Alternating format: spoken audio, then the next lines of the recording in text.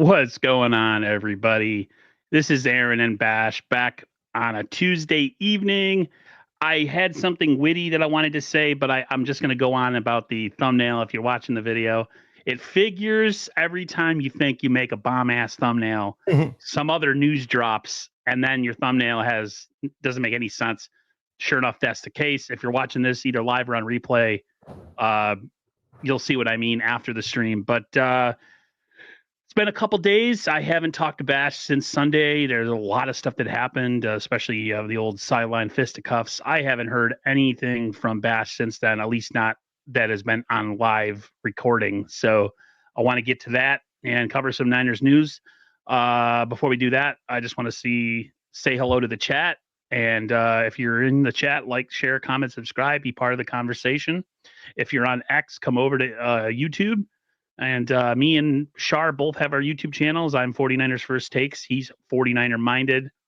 If you click in the bio of the video or the live stream, it's there. You just got to click on it. It'll take you to his channel. But without further ado, how are you doing after the last couple of days and letting it sink in? What happened this past Sunday? I'm doing good. I'm doing pretty damn good. I mean, went to see the game with high school buddy of mine and a good friend of his, and we went to this big watch party over in Sacramento, and definitely had fun. It was it was one of those games where it's just all kinds of crazy stuff was happening, good things, bad things, highlights, great highlights, bad highlights, and and it was just it's just a nutso game. I mean, but at the end of the day, it was fun because we won at the very end, and that was cool. It would have sucked just to sure, the social part of it, seeing my friend who I hadn't seen in like 15 years, actually 25 years. My bad. That Wow. was a good.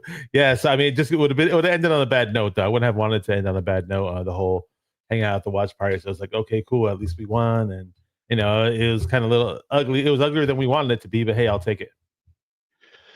We're going to hit on that, but I want to hit on the breaking news that happened a couple hours ago before the stream started. And that was the Niners have reached an agreement on an extension to Diamado Lenore, cornerback, I guess slot cornerback extraordinaire. Probably the best corner on the 49ers, I would say, the He's last the best year or corner. so. He could play all Uh, over that secondary. I really right. think. Too. 5 years, 92 million. I did a TikTok after it happened, and I said that the Niners usually wait till the offseason to make these kind of moves, but maybe they learned a lesson after what happened this past offseason and they got ahead of it. How are you feeling about Demo being extended and being a 49er for at least the next 5 years? Very, very happy. Demo's a guy who I had picked like multiple times when I did mock drafts, and I just saw a lot of potential in the kid, and I was really happy we drafted him. And when he got off to a rocky start his rookie season, some people were shit talking him, and I was like defending him. And I've seen him graduate into this great NFL player, and it looks like he's having himself like a Pro Bowl type season. Sorry, All Pro type season. Honestly, if he doesn't make the All Pro team, it still doesn't mean he's All Pro though. I mean, there's plenty of guys who have All Pro seasons and don't make the All Pro team. But he's just a great guy. He talks a little smack. He's got some swag to him. He can do it all. He can hit. He can cover. He's just a great, fun player to watch. We're very fortunate to have him. We didn't even draft him high. We drafted him. Was it the fourth round? I think. Can't remember the exact I think he round. was a But fifth rounder. yeah, he might be. Yeah, fifth rounder out of Oregon. Yeah. So we're very, very fortunate to have. Actually, and what the buzz was, and a lot of 49er fans, because we knew his contract was going to be up. And we were hearing in camp and how great of a camp he was having, right? And then it translated to the regular season, and he was really, really good last year too. It's not like he just started being good.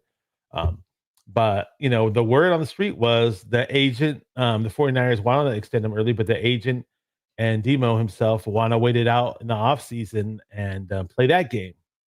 And I was thinking, damn, these guys know what's up, because look what Ayuk did. He just sat on his ass the whole fucking time, and kept asking for more money and kept waiting for everybody else to get signed. And some way or another, man, the Niners, and I don't know if it's John Lynch or Kyle Shanahan or Parag, somebody had to talk with that agent and Demo, and they got this shit done. So hats off to them. They go, see, no hair. Yeah, it's comforting to know that they took one of their biggest off-season targets, responsibilities, off-season things that are very important that they need to take care of this offseason. Because we've talked about it on other streams that the Niners are going to have some tough decisions to make soon. Salary cap is going to get tight with the Brock Purdy signing. Hopefully, it's a good problem to have a quarterback. But with that being said, a lot of the Niners might have to say goodbye to some players, and for them to get ahead of this, is awesome. It was a complete shock, and it was a great surprise to have, especially after Sunday, the game being what it was, and me being really, really high strung and kind of pissy about, they won, but it just didn't feel right, and the whole off on the sideline fiasco that happened. I felt like, oh, this is actually kind of good news. A little bit of positivity. We go to play the Seattle Seahawks this week. Maybe Positivity. yeah, I'm not a real positive individual. I'm a New Yorker, so it's nice to see. I'm really happy for him. There was a little bit of talk that they might try to do something with Aaron Banks next. Some people think he's pretty average, like Al, 49ers Plus podcast, thinks the Niners could do better for less with Aaron Banks. So who knows with that? But I would say I think he was priority number one this offseason. Wouldn't you agree? Well, Purdy obviously is priority one, but yeah, priority two was definitely Diamador Lenore. Um, yeah, so I'm just again, I'm very very happy they got it out of the way, and maybe it'll set a trend. And I don't think they're gonna beat around the bush too much with Purdy either. I think they're gonna get things right when it comes to that contract. And the good thing is we've been drafting fairly well. I was telling people, look. I know we don't have crazy high picks in this draft, but if we get a few, like 2 or 3 of these picks right in this draft, we can still prolong this whole window or keep the window open, so to speak.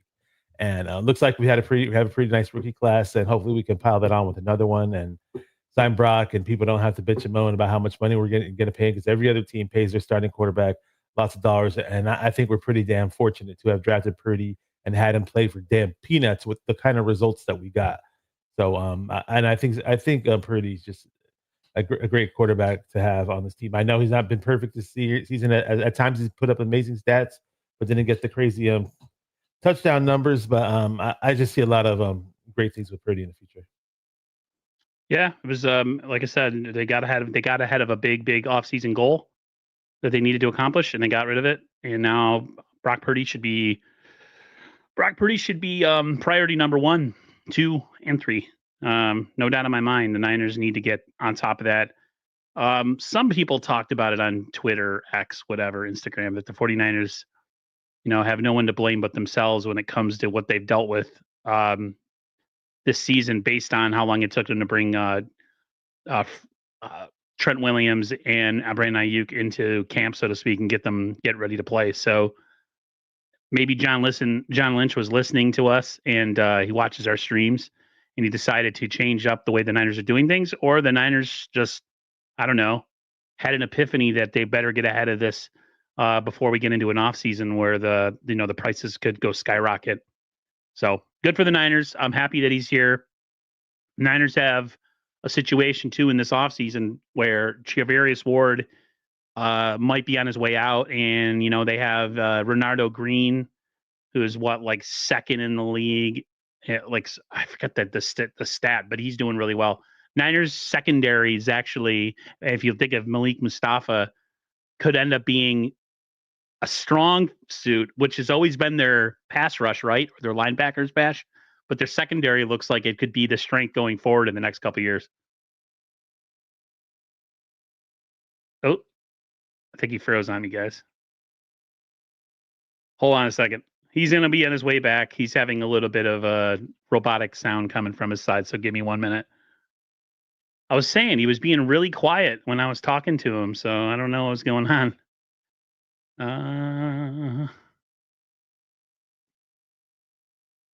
We'll wait on that just a little bit more. There he is. Oh, are you back? I'm back. Do I still sound robotic? I know you messaged me, told me I didn't sound good. I hope I sound a little bit.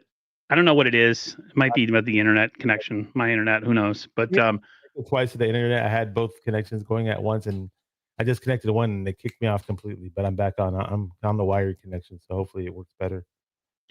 Sorry about that. No, I was just talking about how the Niners have been always about the defensive line and the pass rush and the linebackers, and with Charvarius Ward possibly on his way out after this season, the Niners all of a sudden, with Malik Mustafa, Renardo Green, and Diamador Lenore, all of a sudden, it looks like their secondary might be one of their strengths. Yeah, I mean, we got now. A lot of people wanted us to draft offensive line in the second round, right? I was one of them.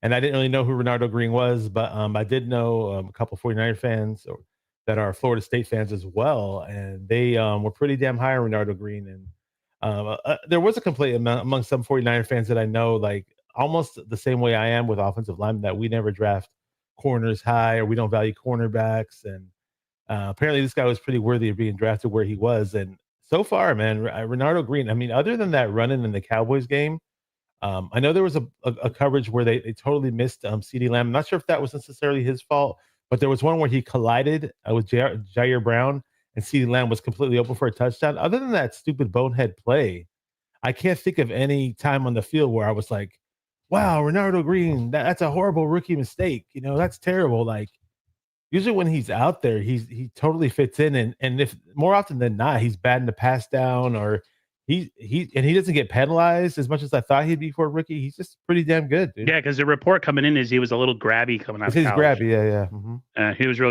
and that's like a panic thing with young DBs when they get beat. But he's looked really good.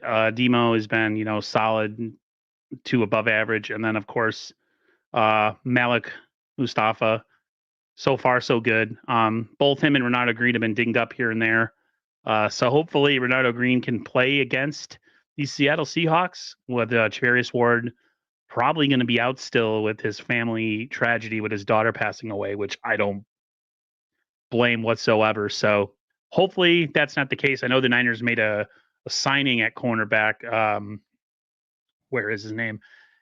Former Giant. His name was Nick McLeod. I guess he didn't want to take a pay cut with the Giants, so they released him. So the Niners signed him, cut Adrian Amos. So yeah, situation in the cornerback room. Yeah, and, I was hearing McLeod. I'm not sure if I was hearing he's a pretty good special team specialist. I'm not sure what he is necessarily as a cornerback. I'm just going off with a friend of mine that knows a little bit more about him. But hopefully it's a good move. Larry Krueger has a video called "Why Is This a Great Move?" So I'd have to look into more about this guy. But I just like the secondary in general. I think they're doing a really, really nice job. Malik Mustafa, I can't say enough about him. He's really, really nice. I mean, again, he has that one bow-headed play too, right? The Patrick Mahomes play where he was hesitant to hit him, and then when he finally did, he made himself look really stupid. But other than that, Malik is looking really, really nice. So yeah, DBs are looking really good. We need to do a bit better job of. We need to catch up with the D line though. We're slacking big time this year. Big time. I hate to say it because usually we take pride in stopping the run. We've been doing that ever since I started watching this team. It's been a trend with this team, and not this season. So they got to fix that. I know we're missing Greenlaw, but still, it's what up front was what counts, and they got to fix that. Yeah, definitely. We're gonna hit on that too. Talk about the D line. What's going on with Nick Bosa? People want to make comments about and excuses that he's been hurt or he got hurt, but the defensive line in Bosa this year have been a disappointment since Jump Street. So it's not just a one game thing. So the Niners survive in Tampa, gutsy win, which it didn't need to be. Niners once again play down to their competition. Costly special teams mistake. Jake Moody misses 3 consecutive kicks before hitting the game winner. And as you know, everybody knows there was the sideline fisticuffs since then that has been squashed. But in the moment, there was a lot of banter, a lot of talk. I thought it was the awesomest thing I'd seen in a long time because I haven't seen this iteration of the 49ers have that kind of situation where there was a fight or some frustration and they seem to handle everything really well or behind the scenes. What was your overall feeling with that? Because a lot of people said that was unprofessional and whatever. If I was Debo, I would have swung harder because I thought it was the right thing. I think it needed to happen.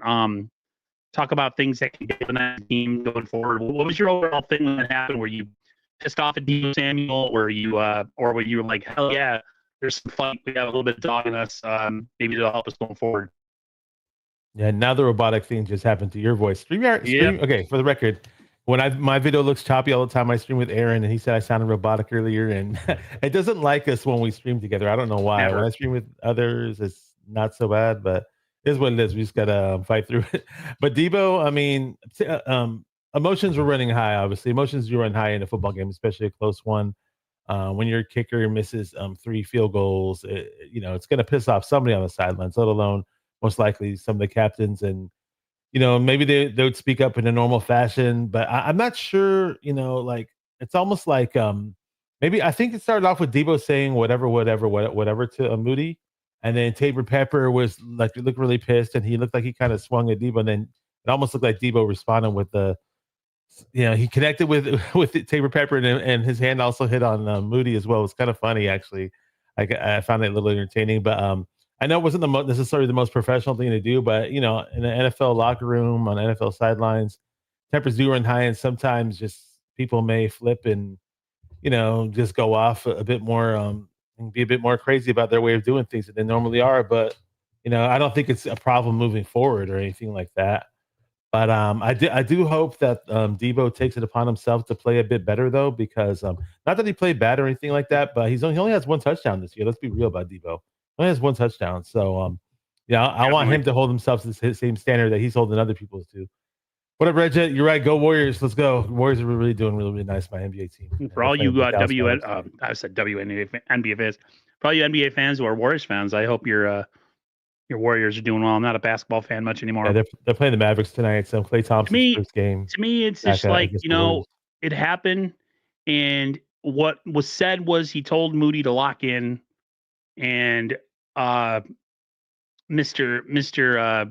Tabor Pepper didn't like that. And so Debo swung on him. He said something. He kind of brushed off Debo, and Debo swung on him. If I was Debo, like I said, like in the heat of battle, you can ask Jesse Sapolo. He said that it happened in the past with all the winning teams. Jerry Rice talked about it previously about, with the things that have been going on with the 49ers, his vibe that he got on the Niners before that Kansas City game. He said that punches might have been thrown on the sideline. Like, this kind of stuff happens in the heat of battle, and this team has always been so like by the book and always like really, really professional acting. They don't throw each other under the bus in the media. Everything is always copacetic and great.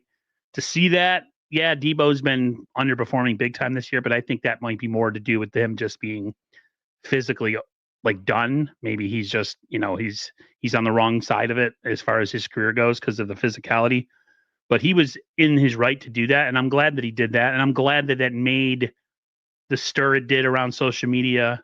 You got Emmanuel Acho, who never played any meaningful football in his NFL career, who thinks he's some sort of like savior, protector of all things football and all things, like he has some sort of like moral high ground that he likes to speak off of because he's eloquent with his words, talking about that it was the wrong thing to do and that Debo shouldn't have done that. You never played any high level football, homie. Like you sucked during your careers. Debo is a really good player, high level player. Yeah, maybe he's having a down year this year, but in the past, he's done a lot for this team and he's contributed to this team to help them get to Super Bowls. So as much as I get on him for being not real good this year and playing poorly, he was the man, and I'm glad he did it. And hell, I'd love to see him do it again to somebody who's screwing off on the sideline or smiling too much or, way too relaxed in a big game when they should have their focus, dead set in the center. So I'm happy. I had no issue with it whatsoever. I don't know if Larry Krueger, if he had an issue with the whole situation, but I mean, personally, anybody who's ever been in a fight or any type of athletic endeavor knows tempers flare. Real men handle their problems. People who talk about it not being something that should happen, I don't know if they just don't have a pulse or they just, they're not real men who have any testosterone flowing through their body. But I was glad that it happened. Like I said, I hope it happens again. If they start screwing off and playing poorly, and maybe it needs to happen again. Maybe someone's got to kick Nick Bosa in his ass or something. I don't know. Maybe this is what helps set off a pretty good win streak for us. Who knows? I mean, being a little optimistic here, but sometimes it's moments like this that do help the team. It encourages the team. And keep in mind things like this. I mean, it's not like the first time something like this has happened, but on the practice field, things like this happen way more often than people think. I'm not saying it's an everyday occurrence or anything like that, but it's nothing foreign to the game of football. But the fact that it was on a national stage, live TV, Brady's the announcer, so yeah, it is what it is. The team will move on from it, but Moody's got to get his head out of his ass at the same time, though. I mean, I don't know who it is that has which team captain has to do it to him. whether it be Purdy, Kittle, Warner, Bosa, Debo, whoever. Somebody has to shake up this kid and be like, hey, you're not a kid anymore. You're a fucking man. Get that fucking same ass, get that weak ass, shitty ass scowl that you have on your face 24/7, where you're always looking down, where you got that droopy ass face where you look like you're about to shed a tear every time the camera pans to you, dude. But whether it's good or bad or whatever, and in whatever situation in the game they pan to him, he looks like shit. Like, dude, motherfucker, look like you want to be there, dude. Yes. He has the worst body language I've ever seen in a kicker or in an NFL player in general. They interview him after the game, and he doesn't even look at reporters. He looks down all the time. Like, what kind of spineless, freaking sackless person are you? And you're on a professional football team. Richard Sherman's like, shoot, man, like, you got to show some. You shouldn't have to wait for your teammate to protect you from another teammate because you don't have the stones to stand up to Debo and be like, you know what, you're right. I'm not locked in. I need to be better. And no, I have to have my protector, Mr. Tabor Pepper, come in and protect me. Yeah, he has the worst body language I've ever seen. He's got that crap-eating grin on his face all the time. Absolutely gives you no confidence whatsoever that he's going to make a kick. Once he missed those first two, it was a guarantee in my mind Bash was going to miss that third and kick. The last one looked like it was going to miss too. The last one. That was the funniest looking make I've seen in a long time. Yeah. It was definitely a game where when it ended, I was super mad. Like a lot of 49er fans, people call in on like, KNBR or 95.7 the game. A lot of them, it was like the most angry victory a lot of the 49ers have had in a long time, just based on how they've been playing and, the special teams. We could probably go into that, but Niners have to have the worst special teams in the National Football League, hands down, with another fiasco this past Sunday with Gerald Luter once again being responsible for a fumble on the special teams on a punt. What was your take align on him that? somewhere else? Align him somewhere else on the punt return team or whatever. Don't have him as where we have him now, because he obviously sucks at what he's doing. I know they brought in that DB for whose name escapes my mind though from the Giants. I heard he's a special teamer, so throw him in wherever Luter was, as far as I'm concerned. And as far as Moody goes, really quick. I bet you he's the kind of player. I bet you he tears shit up in practice, by the way. I bet you he's spot on in practice. All the talent that they drafted him high for shows. He's got whatever physical talent for a kicker that separates him from other guys who weren't drafted. I bet that part is all really true. But with him, it's just his body language, his confidence. It needs to be at a certain level that's not currently at right now. And he needs to fix that within a blink of an eye. We don't have time to waste it in this case. But special teams in general, they need to fix a whole lot of things, and they better do it quick. The 49ers, to me, I said this to somebody who used to work at the company that I work at now, but some places of employment are reactive instead of proactive, right? When it comes to issues in the workplace, fixing them, whether it's a lazy employee or stuff going on behind the scenes that's unprofessional, and then it reaches, critical mass, and then they do something about it, right? The 49ers are that way with how they've handled this special team situation the last 3 years. They're a 500 team. That's what they are this year. People can argue and yell at the wall all they want, and that's what the Niners are this year, and that's what they're going to continue to be. Brady said it. Once you hit a certain point in the season, you are what your record is, and that's who you are as a team. 49ers, to me, are a 500 team. They're going to continue to be a 500 team.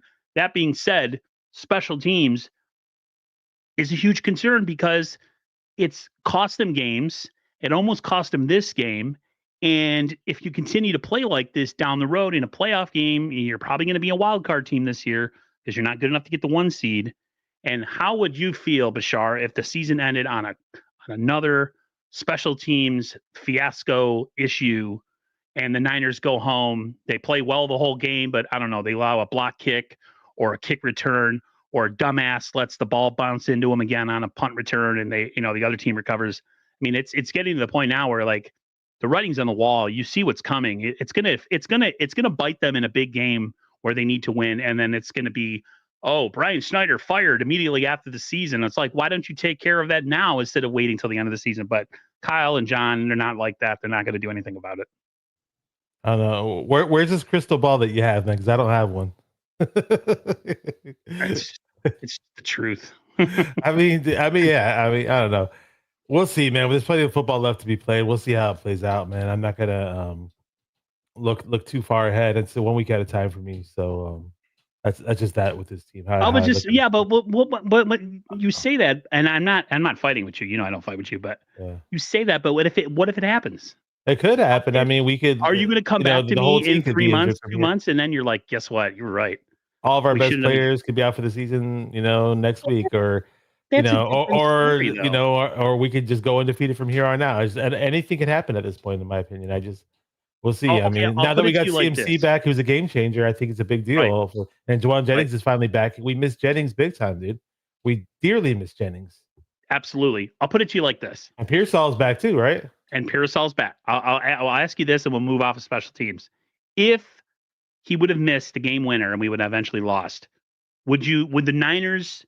Do you think the Niners would have had the testicular fortitude to make a big time, like big time thing where they cut him and sign some other free agent? Like, I would think you they have? probably would have. They probably would have at that point because he's not. I mean, I don't know what he might be like I said again. Probably in practice, he's showing that he's this amazing kicker. And points of times last year, he made a lot of field goals too. Let's not act like he didn't do anything. Sure, there were some moments that were shaky. I get that part, but yeah, I mean, in this league, you either put up or shut up. And we did have kickers making field goals before we brought him back healthy. I don't know. I don't know what the deal was. I don't know if his injury still bothered him or it's just mental. I don't know. I have no idea what it is. But I I'm so mean, sick of but injury even those excuses guys, for even players. those guys that we had that were making field goals, the one problem with them, they couldn't kick the ball to the back of the They end couldn't zone. kick the ball bit back of the end Yeah, zone, right? And then you got Wisnowski who has a back injury now. It just it's like literally the Three Stooges trying to play football or special teams. It really is. Okay. We'll get off the special teams and we'll talk about CMC being back. Wasn't a super huge output game. He did have that one really good catch on that kind of lollipop throw down the sideline with Brock Purdy. What was your overall thoughts? You surprised the Niners played him as many snaps as they did, almost 60 snaps in that game? wasn't too surprised. I just wish I wish they would have just eased them in a little bit more, especially more so in the run game than not the passing game. I just because we all know Mason can definitely do a great job of running the rock, and he only had one carry for 5 yards. Like I didn't get that at all. So and Garendo, Garendo can make those splash plays from time to time. So yeah, hopefully these coming weeks we do see less of CMC just getting too much of workload because we actually have proven running backs that are showing that young proven running backs are showing that they can do a great job of running the ball. They're not the receiver. None of them are the receiver that CMC is. We all know that. Rendo actually played receiver initially when he was in college, but that's a different story. But one nice thing that we could do with CMC, right? Just to spare him a little bit as a running back, but to have him on the field and still be effective. We could put him out in the slot as a wide receiver, right? Since we're Absolutely. missing Ayuk, and we all know, he can run routes. He has great hands. We know all that, and we could have Jordan Mason or Garendo in the backfield, and we have flexibility. We don't need to do this Debo Samuel. He's not a running back. Debo's not a running back. When he runs the rock, he goes completely backwards, and he looks like he's going to get knocked out of next week. He's just not a running back. I'm tired of seeing him getting carries, running straight, try to run straight through people, and he goes completely backwards. Get him in space if you're going to do something, but looks like they're they know they know what's coming whenever we do try to get him in space, especially at those stupid lame wannabe screen passes. But other than that, though, I am happy that CMC came back, and that was really really nice when Brock threw that funny looking rainbow pass that just floated in the air forever. And then CMC had the wherewithal to stretch out and run and get extra yards. That was really nice. JJ Durham says, I get Kyle on the phone right now and be like, hello, Kyle, can you please play CMC less? Click. That's what Raj does. You ever see Raj make those fake phone calls? Oh, the fake phone calls? Yeah. Raj is a comedian, people. I'm just letting you know. He plays the straight man, cool cat on YouTube, but he is a hilarious. He even sings He's songs. he's way funnier offline than he is. Not that he's not funny online, but he's way funnier offline than he is on camera. That's for sure. Debo doesn't seem to have the speed on the Jets. I just don't think 49ers throwback. I said this yesterday, and this is not me bashing Debo because he's had some flash plays this year. I just think, personally, I think Debo's cooked. Think of how he's played, Bashar, since he's been in the league. How he sacrificed his body, the type of football he plays. He's not a burner at wide receiver. He's not big, so everything about with him is always either going to be jet sweeps or slants. A lot of short, intermediate stuff where he's got to break a lot of tackles, take a lot of contact. Personally, I got on Kittle over the last couple of years saying that Kittle was beat and he was toast, but Kittle has completely proven me wrong. I just don't see it in Debo anymore, man. He just looks tired. He looks busted up. He's smaller than he's ever been, which was supposed to be this huge thing where he was in better shape. I mean, he's taking himself off the field all the time. He can't stay healthy. They can't keep using him. I mean, he's just I don't know if he has it anymore. That's just me personally. I mean, there are times where Debo will get that slant or whatever pass, and it'll help us on whatever drive, and he'll get some good yards, good yak plays, and all that. But with Debo, it's like you kind of have to just throw the ball right to him. I'm jittery again. I have to keep resetting my camera. Like you almost have to throw the ball right to Debo because he's never going to do the stuff that regular receivers do with great catch radiuses. We could talk about Ayuk. JJ does it. Juwan Jennings.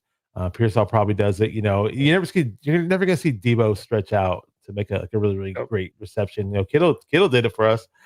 He's just he doesn't have true wide receiver instincts. He just doesn't. Now I get it when people say that he kind of has some running type abilities, but as a wide receiver, but he's just a different type of player. But I think this year we can still get some good plays out of him, some good mileage out of him.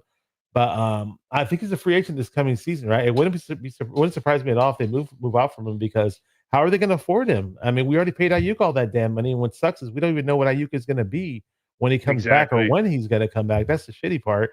It's almost like that really crippled us, the whole Ayuk thing. And I hate to use the word crippled, but it is what it is.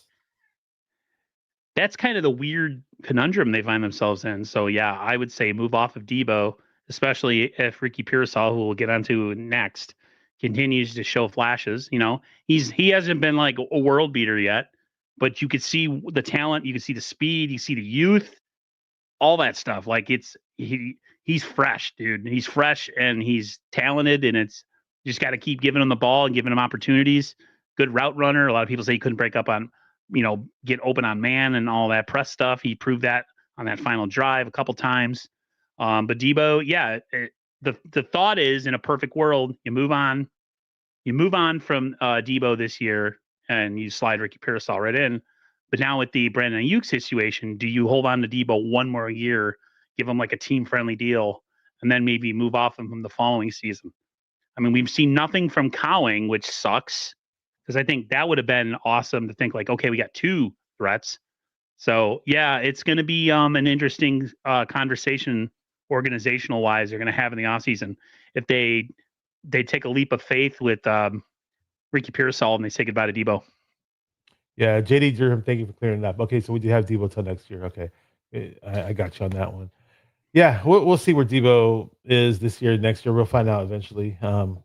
And hopefully we do have Cowing develop at some point in time in the season. I've seen it happen with certain rookies in the 49ers where, first half of the season we don't see much from them, and then later on the team earns it. They earn their trust, and then you see them thrown in. I'd love to see that those two guys, Pearsall and Cowing, and get meaningful reps, make meaningful plays, and it just makes me feel a whole lot better about the Ayuk situation. I hate mentioning his name because it literally makes me cringe when I think of the whole debacle that we've had with this guy, man. But it is what it is. At least we drafted two wide receivers a lot. Normally we don't draft that many wide receivers, and normally we never draft a wide receiver high either, right? So that's we kind of lucked out in that regard. What do you think of Pearsall's performance on Sunday and overall? I was so pumped up when he got that big touchdown. I was like, wow, this is so cool, man! A nice little run after the catch touchdown, and he had a little hesitation, and he showed some good wherewithal in that play. Like, hey, he stepped out of bounds on his left foot, but before he stepped out of bounds, he stretched out, and a lot of people were kind of making it sound like Pearsall is this like wimpy little type receiver, and he's got some decent size. He's not large, but he's not 6 feet. He's 6 feet, maybe 6'1", but definitely 6 feet. He's got 4.4 flat speed, and it looks like it translates on the field. His routes, when you see him in practice, his routes are super crisp, and that can only help us. He's a completely different wide receiver than than Debo or Ayuk, but in a good way. I think it's going to help us. I was so happy for him because of everything that's happened this past offseason. Um, you go from almost being killed by being shot in the chest to scoring your first NFL touchdown, and he looks like he's got quicks. He looks like he looks young, man. He looks like he's fresh. I keep saying fresh because the Niners have uh they're not old by in football years, and maybe they're getting up there in age, but in real life they wouldn't be considered old. But you got guys like Debo and guys like know, George Kittle who just take a beating on the football field just because of how they play. And it's nice to see a guy who's, fresh to the league. He hasn't been through the rigors of like a couple of really long seasons and a ton of injuries, and he looks great. They got to start featuring him or getting him the ball or doing something to get him open. They didn't force him the ball too much in this game. He did have a couple big catches on the last drive, especially that one that was like some sort of like stutter left, come back inside, slant, dig, whatever you want to call. Couldn't exactly figure out what they were doing, but it was a nice, accurate throw by Purdy. And it was funny is he on the touchdown he was leaning forward and reaching, and on that play he got I think it was a first down, but it's like his body is always in the right position to hit the sticks, and I thought it was great. I love his demeanor. I haven't been too happy watching games lately. I yell at the TV a lot, like the old man who yells at people when they walk on his lawn. That was probably the only time, other than when Debo punched Tabor, where I literally stood up and clapped and was like hooting and hollering when he scored that touchdown. So, yeah. It reminds me, I don't know why, I just had a flashback of something you were saying a few years ago. You're saying, I don't understand why 49er fans are pissing their pants over Jimmy when Trey Lance got hurt. peeing their pajamas over Jimmy Garoppolo like he's ooh-ah. Oh, man. 49er fans, we're so desperate for a winner and to win a Super Bowl that every time we think we have some great player, we either crown them too fast or give up on them too fast. Listen, I fell down that rabbit hole too of Jimmy. I thought he was the second coming of Joe Montana. Got that Italian. He's at Italian quarterback with the nice jawline and stuff. I thought he was gonna be great. I fell for it too. So I'm just as guilty. I bought his jersey so fast, dude. Like literally after his third start, I went to the mall. And we beat the Texans, right? And right when that game was over, I drove to the mall and I bought myself a Jimmy G jersey, thinking, "Oh yeah, we got a franchise quarterback locked up. Here we go." And yeah, we do. And I love Purdy. I want to get his jersey somewhere, but I haven't bought it yet. But I'm slowing down with buying jerseys in general. I'm not crazy like I was before. Red Jet says, "I don't know how Jimmy G or Trey Lance are still being conjured up." I don't know. What'd you think of Trey Lance's performance with the Cowboys the other day? Think he looked pretty good? Okay, I was on the phone with somebody. He goes, "Oh, guess what? Looks like they're gonna put Trey Lance in the game now." But I wasn't watching; I was driving. I got home and I literally turned it on. The first play I see was him throw a pick, and I was like, "Oh, this is." And when he took the snap, I think it was a play action type play. It was a deep ball down the field. I was like, "Oh wow, whoa, they're throwing deep. Well, how's this going to turn out?" Boom, interception. I was like, "Oh." And then later, Lance had the ball again, and on a different drive, and there was a tight end that ran a route, like a 5-yard route on the left sideline. Nobody covered him, completely open, and Lance had zero pressure. So it was like, take a snap, quarterback sits there and throws it, but it completely sailed over his head. I'm not saying quarterbacks never throw, you're not allowed to throw such passes, but every now and then Brock may do that. But this looked worse than any pass that Brock sailed over anybody's head this year. It literally looked like a non-NFL quarterback. I'm not trying to clown the guy because I really want him to succeed as a Niner. But let's just be real, though. A lot of people, a lot of analysts, some of the coaching staff were throwing out there that Lance has a lot to work on. He's way behind the curve, and certain basics and certain fundamentals that NFL quarterbacks have, he doesn't have, and he needs to develop himself. And some suggested that he needs to go to one of the lower leagues and get crazy reps and then come back to the NFL. So it just, and I know he's done a lot of things in the offseason, but even in the mini camps early on and with the Cowboys this year, they weren't really high on Lance at all. And it's sad that he got drafted where he was. He's making all that crazy money, and he was supposed to be our next guy, and he just wasn't it. And I don't think he's going to do much for the Cowboys either, actually. So. I'm going to say this right now to people who banked on him being the next great 49er quarterback, and we know who we're talking about. I'm not going to bring his name up anymore. But They should probably have done a wellness check on him after that performance to see if he was okay. Because there's some people out there that swear the 49ers had ulterior motives for not giving him another chance, and that, you know, if he was playing during the Browns game last year, we would have won. And people just not willing to let go of the Trey Lance situation. It's over. It's done. He's not an NFL quarterback. He's going to be a third stringer and eventually probably out of the league soon enough. He's just not good enough. And that's okay to admit. It happens. Teams overdraft. The Niners felt like they had a chance to draft the second coming of Patrick Mahomes, and Patrick Mahomes is a freaking he's an outlier. He's an anomaly. It doesn't happen. It doesn't happen. I mean, look at everybody else that was drafted around him. Nobody's as good as Patrick Mahomes. And so there's a huge list of QBs that were drafted over the past like 3. It's not just Trey Lance, by the way. It's a lot of young quarterbacks that were drafted really, really high. I wish I had the list. It's this gigantic list of just guys that were supposed to be the guy for these for these teams, and at least 10 of them haven't proven anything so far. And maybe the best one out of the bunch that on that list was Trevor Lawrence, but I wasn't even that thrilled about. I don't think Trevor Lawrence is that good of a quarterback. I think Trevor Lawrence is a bust. Dude, I had so many friends of mine and peers tell me I was stupid for telling them that Trevor Lawrence was overrated, and I wasn't big on him. And well. Red Jet wanted to let you know that Fred Warner will be in Walnut Creek Monday night. Just let you know. Yeah. She said she's attending this fan event over there. That's cool. That's awesome. Fred Warner, actually, he's really, really nice. I'm not gonna be able to attend, but I'm definitely Lawrence have fun over there. Fabio, circa 2024. He definitely. What about Fabio? He says that Trevor Lawrence is Fabio, circa 2024. Well, he's going to be on the covers of romance novels or something? No, because Fabio had that really long hair, even though he had a really big bird beak nose. Coming from an half Italian guy who's got a really big bird beak nose, I can speak to that.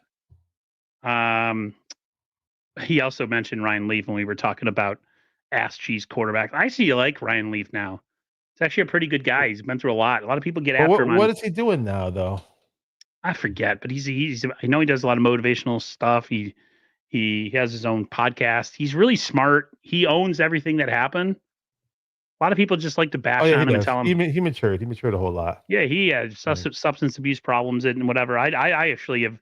He actually responded to one of my. I messaged him once, told him he's an inspiration for people, even if they're not substance abusers, but maybe people that have mental illness issues. How he's been able to kind of like turn his life around and stuff, and he appreciated the compliment. So sometimes you have to fall completely flat on your face before you get back up and realize, how to do things properly. It is what it is, man. I saw something, and it's not even one of our topics. I'm just gonna put it out there for you. So I saw a stupid Facebook post. I wonder what this is. Somebody talking about, should we fire Kyle Shanahan? And you'd be surprised how stupid the people are that react to these and actually agree that Kyle is the issue and that the Niners should get rid of him. What do you say to that, Bashar? Okay, so this is what I say.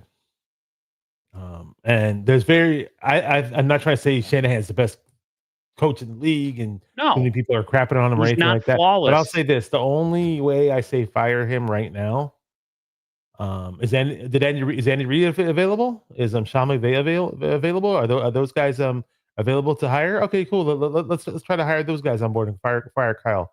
I'm okay with that. But no, they're not going to be available. Fucking McCarthy won a Super Bowl, right? Well, what is he now? He sucks.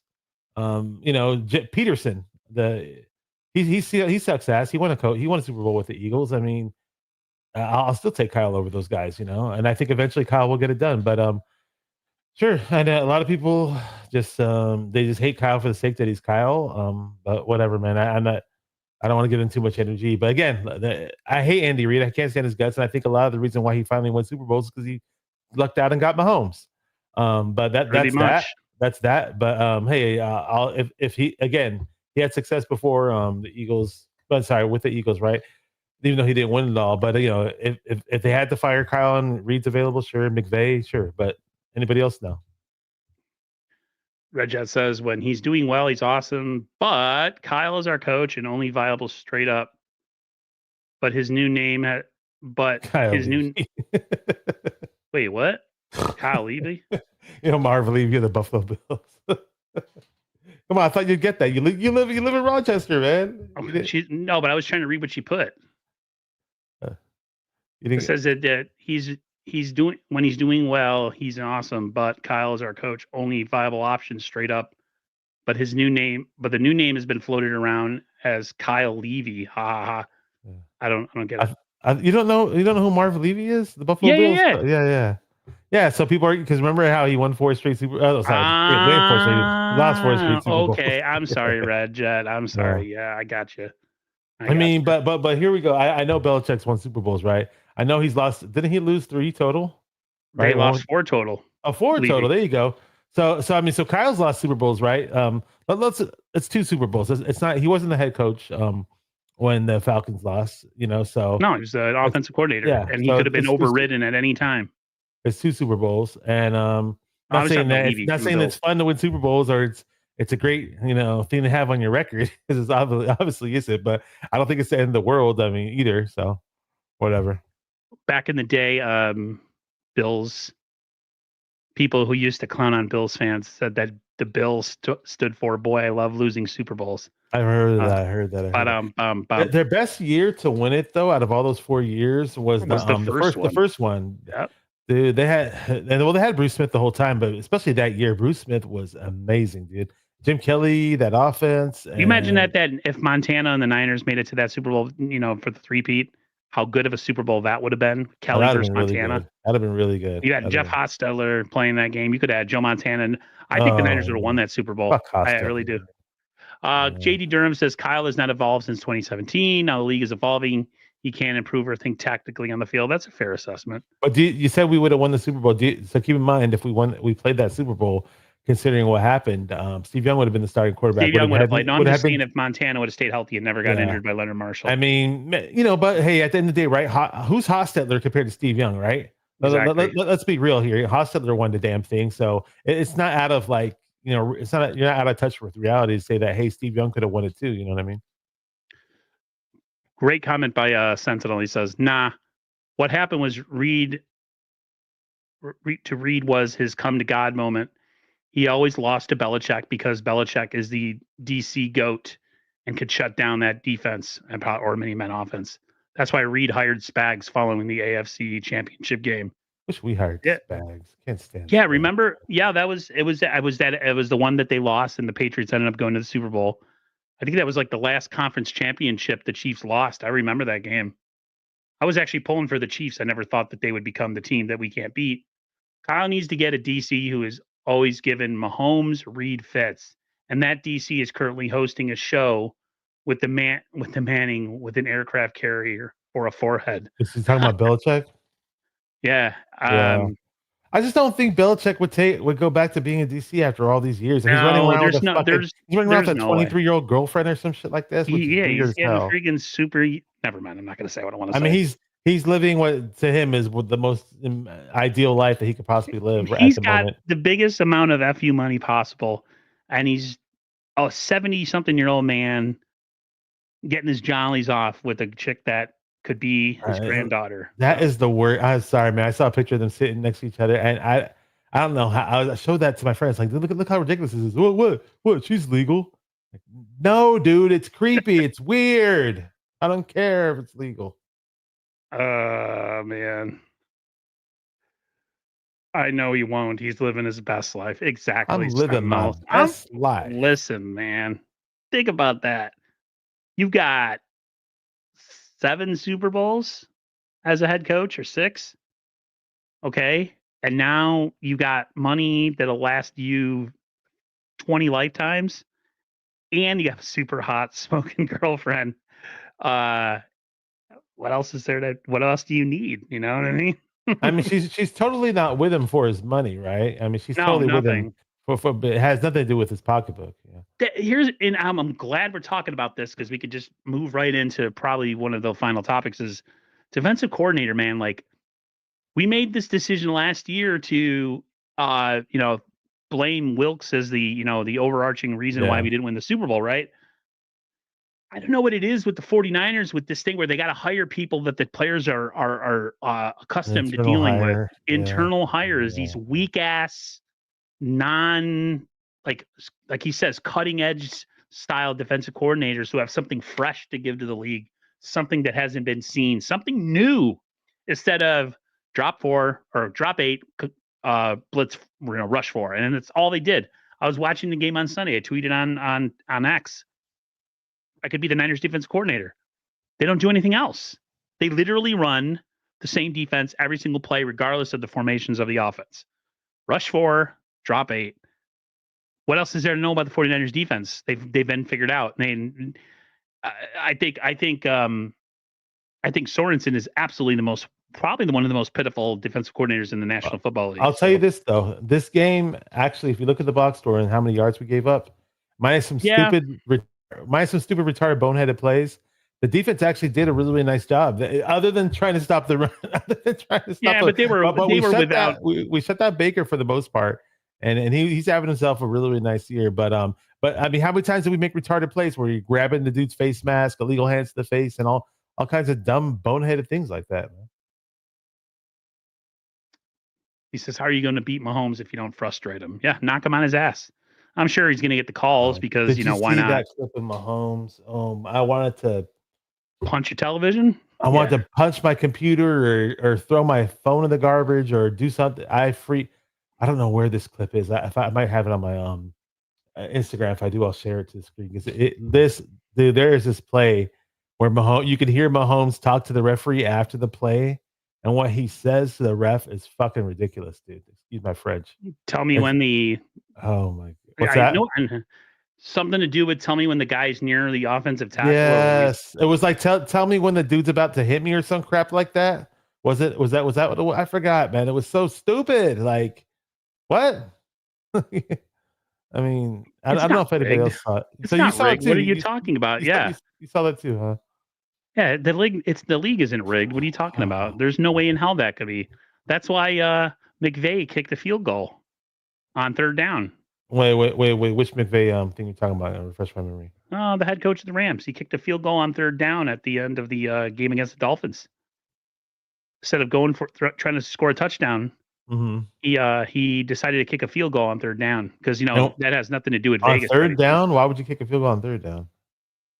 That's stupid.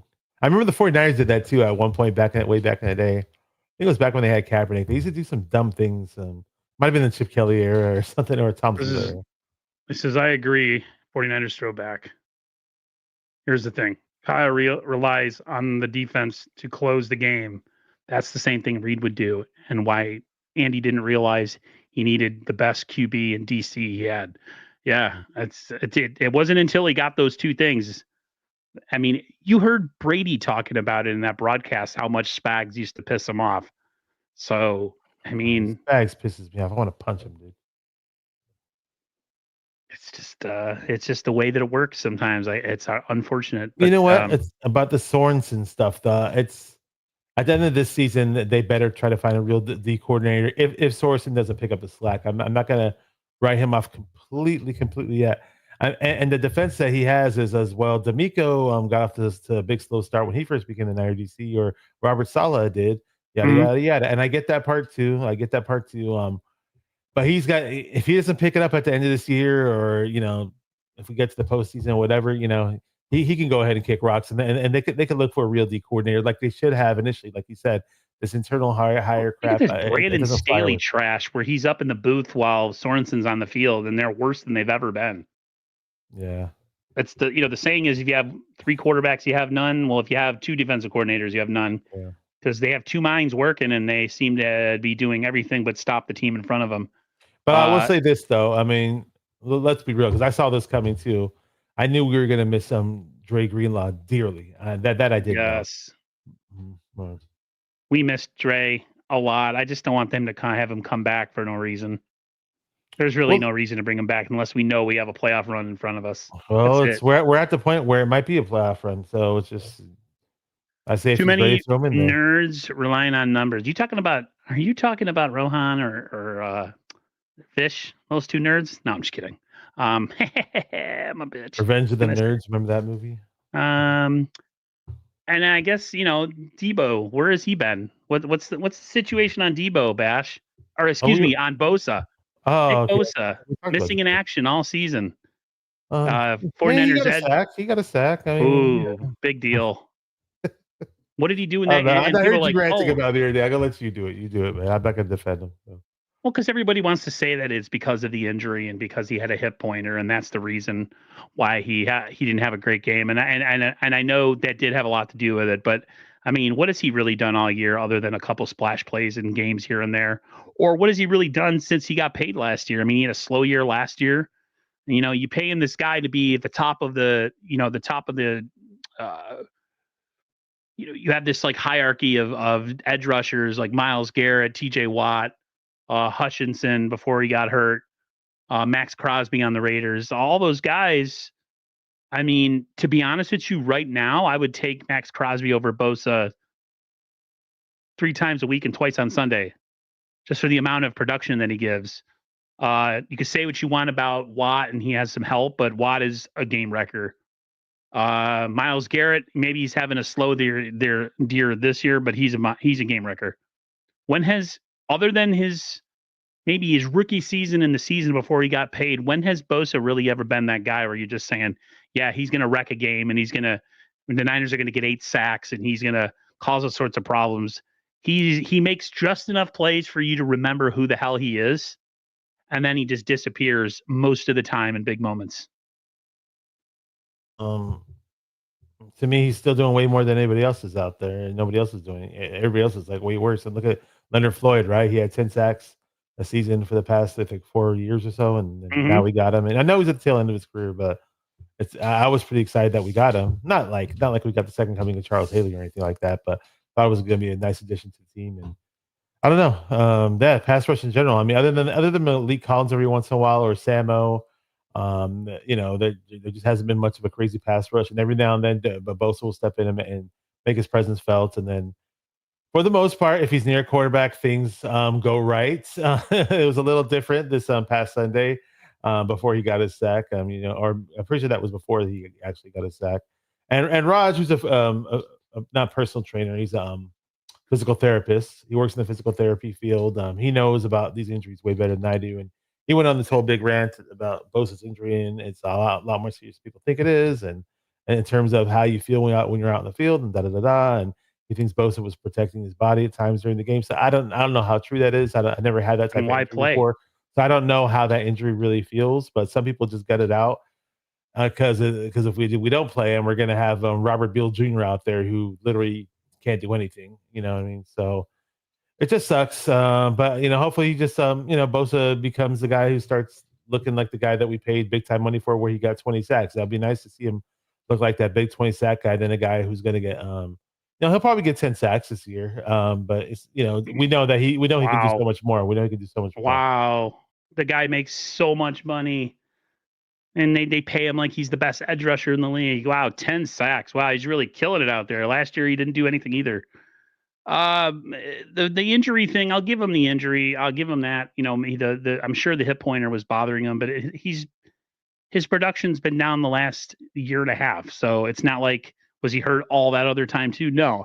I think what happens is that one thing that was brought up yesterday in the show I had with Al, 49ers Plus podcast, and James, was the Niners really don't do much on the defensive line to trick you. So they're coming with 4, dropping 8. So almost to a T that there's going to be a double team on Bosa on every play. And he's going to get chipped and all that stuff. But the problem is a lot of other big name pass rushers like Myles Garrett put up with all the same stuff, but yet are able to still be productive. Why is it that Bosa has to have the perfect scenario for him to be productive with the 49ers, and he has to have a super talented edge rusher on the other end, and he's got to have 2 super dominant defensive tackles like in 2019? Why can't he just separate himself from everybody else and be able to take over games like a lot of other big time edge rushers do, who don't have the help that the Niners have had in the previous years? That's the part I don't understand. I'll give it that the Niners don't have a lot of fronts that they show and that they're very basic in what they do on defense. But you're paying him to be at the top of his game in the league, and he's done anything but that in the last year and a half. I got you on that one. Yep. That's all I'm saying. That's all I'm saying. Tommy Huxley, what's up, fairies? What up, G? Too Mean the basic. dreams Just in the chat. what's going on? I mean, the dream. Long time no see. Probably the only person I've seen from straight out of the Bay that still talks to me. So I appreciate you coming through. Hey, I mean the Anyways, dream. I remember one time. I mean the dream cracked me up one time. Well, I don't remember after what game it was. I don't remember. They were recapping some game where Moody missed a field goal, and I'd love to hear see Mean the Dreams respond to it this past week. In he only regards to what had happened one. with He Moody. had one job, right? He was like, you had one job. He's like screaming his head. Pretty funny. And I see what you're saying to me about sacks being an overrated stat, but I think this rush win rate trash that all of a sudden, because Bosa's not getting sacks, we have to come up with this fake stat to make ourselves feel better about the fact that, well, he has a really good rush win rate or blah blah blah. Like, I don't care about that. I want a guy that's going to get 4 sacks a game and cause a fumble and cause some errant throws and be the dominant player that they drafted, that they thought he was going to be in 2019, and what they signed him for all that money that they're paying him for. Like, where is that guy? Where is that guy? Whoa. 4 That's all sacks I'm a saying. game. That means he gets 68 sacks per season. That's crazy, man. Okay, maybe I'm overshooting. Maybe like 2 sacks a game, a sack and a half. I don't know. Whatever. Anyways, that's I hope pretty you're much watching, it. Bosa. Step it up. Yeah. Listen to me, Bosa, Mister Moneybags. Stop hanging out at the White House. I mean, my biggest thing was this. This is my biggest takeaway. And it's the low hanging fruit. Obviously, you got the biggest fucking guns on the team, and then you're grabbing like Mayfield's arm or whatever. yeah, Like walking right yank it out of his damn socket, or lunge forward. Lunge if or he, just if he had, push had him. he lunged forward when he was that close, he would definitely disrupted the play. Some way. I don't know, man. It's just this year has been about as strange as we could have But I imagined. told you it wasn't going to be the everything. 2020 season. You kept saying it was going to be 2020. It's not 2020. I told you we have a quarterback this time around. Still have Last a half time we did it. season. Still have a half season to go. But you're right. We do have a quarterback. Listen, I'm a negative Let's talk guy. about the quarterback, man. Purdy, man. He was balling. Let's talk about Purdy. Slow start. We can admit, right? He had a slow start, but Purdy clutched up. We all know Bashar, if that was anybody else who had that throw to Kittle in the back of the end zone, that they would have pissed in their pajamas about it on Sports Center. Ooh, Mahomes. Ooh, Josh Allen. Ooh, Matt Stafford. Because it's Lamar Jackson. Jackson. Oh, wow. Look how great this Lamar Jackson guy is. I'm a 49er fan, but I'm going to hype up Lamar Jackson like he's the second coming of Joe Montana. Yeah, what's up with 49er fans that are always hyping up Lamar Jackson? You know what it is? Because they thought that that's what Trey Lance was going to be. And he wasn't and isn't. So they have to make sure that they reiterate their opinion on the quarterback that they really want on the 49ers, and that's a guy like Lamar Jackson. The same guy you can't win in the playoffs, who wins MVP, but then he gets into the playoffs and teams force him to throw from the pocket and he chokes. So, yeah, you can keep going after that guy. I'll take little playoffs. I keep thinking sometimes when people go rants about the playoffs, I keep thinking about Jim Mora. I know it's redundant, but hey, when Purdy was in college, and this is way before I knew who Trey Lance was. And when we got Trey Lance, I switched gears and I was on the Trey Lance train because we both were. We were sold the dream. We were lied to about Trey Lance, and we were sold the dream that he was going to be the next guy. But anyways, before that, I was actually talking with my friends. One friend in my circle of friends put us on to Purdy, and I started watching him. I was like, wow, this guy looks like. I literally said this because I watched his film. There's a few, and I watched a couple of him video games of him live. I didn't watch the whole game, entire games, but definitely saw him on TV because Iowa State was doing really good that year. This is his junior year. I was like, wow, this guy looks like a slower 6 foot version of Russell Wilson. I mean, we all know Russell Wilson's a short little dude. He's not 6 feet, but 6'1", slower Russell Wilson. And every now and then, Purdy will pull out those. I'm talking Seahawks, Russell Wilson, obviously. Every now and then, Purdy will pull off those type of crazy plays. You're like, what are you doing? What are you doing? What are you doing? Oh, he threw it. Oh, cool. Yes, wow, that's so good. That play to Kittle was really nice, and I was just happy to see Purdy. Some people said he doesn't have a clutch gene. I heard that floating around last year and before last year, and like, what more does he have to do to prove that he's clutch? Sure showed it in the playoffs that he had the clutch gene. I thought he showed he had a clutch gene at the end of that game when they just had to drive to get a field goal. made some clutch throws, was accurate. I think what happens, I don't know why he's a slow starter, Bashar, where he comes out and he looks kind of erratic, high throws, running around too much. Maybe the rust from the bye week, or maybe it's just, I don't know, he overthinks it. But like, I will say this about him, and he's shown that he can settle in after a slow start and come back strong towards the end, and he did that on Sunday. He's never going to get the respect he deserves. We know that. He'll win a Super Rodney Bowl. Dangerfield of quarterbacks. They give me no respect. I tell you, they give me no respect. You know, my girlfriend called me. She said, "Come over. Nobody's home." I came over. Nobody was home. I tell you, I get no respect. For those who grew up in the '80s, you'd get. Yeah, Rodney Dangerfield. What was the one he slap her leg and ride the waving? I didn't know that one, but I remember his movie. He had a really cool movie, Back to School, right? That was, I think it's called Back to School, the one where he's like a college student again and all that. That was hilarious. Sentinel says, apparently, even if you did everything you could to win the Super Bowl and never was the reason you lost it, thank you, you suddenly are not clutch. Got to hear. Yeah. Look, we had the lead in overtime, and he was part of putting up that lead. I know the rules change and all this other dumb shit, but you know, some people said he choked away the Super Bowl, and he's the reason why we lost. I already saw people type that up on. Can you count on your hands how many games he's been the reason that we lost? Ravens, the Chiefs just recently.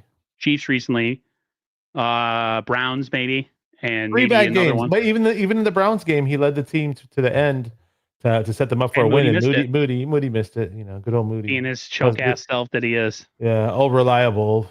Reliable, Mr. Little pucker face there. Looks like it looks like somebody needs to message him on social media and just like man to man with Moody. Like, bro, you gotta like install some confidence into yourself. And I don't know, man. He needs to look like he's a football player and have that pumped up, excited, enthusiastic look when he's on the field, man. Because he's Tommy Huxley, Ravens pass defense is hot ass. Oh, that's good. It is pretty bad. Yeah, I thought Purdy did well for himself. MVP on Sunday for the game, pretty much, right? If you're gonna have MVP, I think he was MVP for the game. Yeah, I thought he carried the team at times towards the end. I thought Juwan Jennings stepped up big time in that game. I love JJ. JJ was awesome, dude. Juwan Jennings is slow as molasses. He can't break off anybody's tackles. He's never going to outrace you to the end zone, but he is going to give you effort, and he's always going to be the guy that's at least going to give you one missed tackle to get just a little bit more for the field goal. He's got football speed. He's good. Big time for them to re-sign him in the offseason. Wasn't he a 7th rounder? I remember he was drafted super late. For Tennessee. He was a 7th rounder. That's crazy. Yeah. I'm telling you, man, we just need to throw away our early draft picks and go straight to the 4th round. We have something. But look, Pooney, right? Ronaldo Green, all early guys, and Pearsall might be something. So we'll see. Pooney's been amazing. He hasn't allowed a sack again this year. Yeah, Pearsall's been awesome. No, I mean Pooney's been awesome, man. Pearsall we haven't really seen a ton of them, so we don't know. We see the glimpses. Ronaldo Green, he did get a toe injury in the game. I don't know what's going on for this Sunday, but he's been nothing short of amazing. His rating, I don't know if he's like 2nd in the league. I forget the ranking of what he's got. Yeah. Malik Mustafa looks good. Yeah. They've done a good job so far, so good. I mean, we still got a half a season to go, but if this is what the draft of the 2023 draft looks like, I think the Niners, people talk about windows and how long they can stay open and blah, blah, blah. I mean, if you get another draft like this coming season, and everyone said, including myself, I don't know, Adam Peters isn't here, we can't do it. Who knows? Maybe we have another one. How often did we hear that? How often did we hear that? I thought it. I kind of thought, I had some doubts because we never drafted without him in this regime, so. But he's also been responsible and been there for some of the biggest draft whiffs too. So, Adam Peters, But all right, everyone. I think that's pretty much it. Unless you got anything, Bashar.